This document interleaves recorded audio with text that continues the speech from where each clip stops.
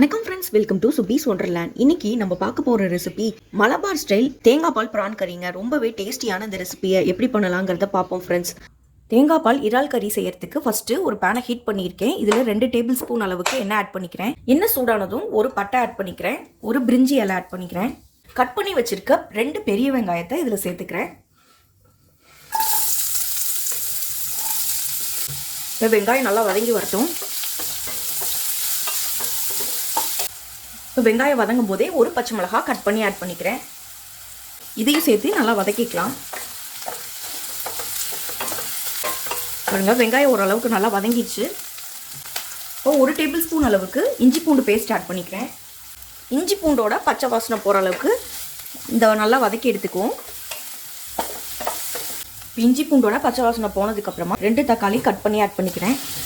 தக்காளி வதங்கும் போதே இந்த ப்ரான் கறிக்கு தேவையான உப்பை ஆட் பண்ணிக்கலாம். இதையும் சேர்த்து நல்லா வதக்கி விட்டுக்குவோம்.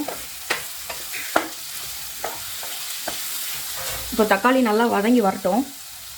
எண்ணெயெல்லாம் நல்லா பிரிஞ்சு தக்காளி சூப்பராக வதங்கி வந்திருக்கு. இந்த ஸ்டேஜில் நம்ம 1/4 டீஸ்பூன் அளவுக்கு மஞ்சள் தூள் ஆட் பண்ணிக்கிறேன். 1/2 டீஸ்பூன் அளவுக்கு மல்லித்தூள் ஆட் பண்ணிக்கிறேன். 1/2 டீஸ்பூன் அளவுக்கு மிளகாய் தூள் ஆட் பண்ணிக்கிறேன். 1/2 டீஸ்பூன் அளவுக்கு கரம் மசாலா ஆட் பண்ணிக்கிறேன்.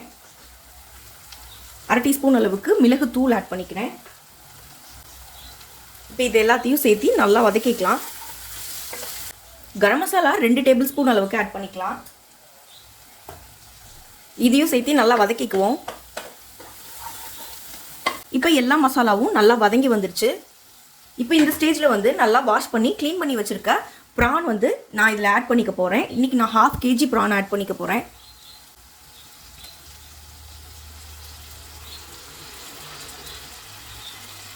ப்ரானையும் இதோட சேர்த்து நல்லா மிக்ஸ் பண்ணி விட்டுக்குவோம்.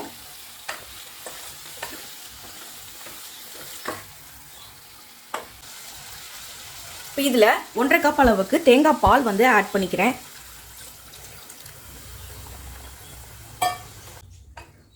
இதையும் நல்லா மிக்ஸ் பண்ணிக்குவோம்.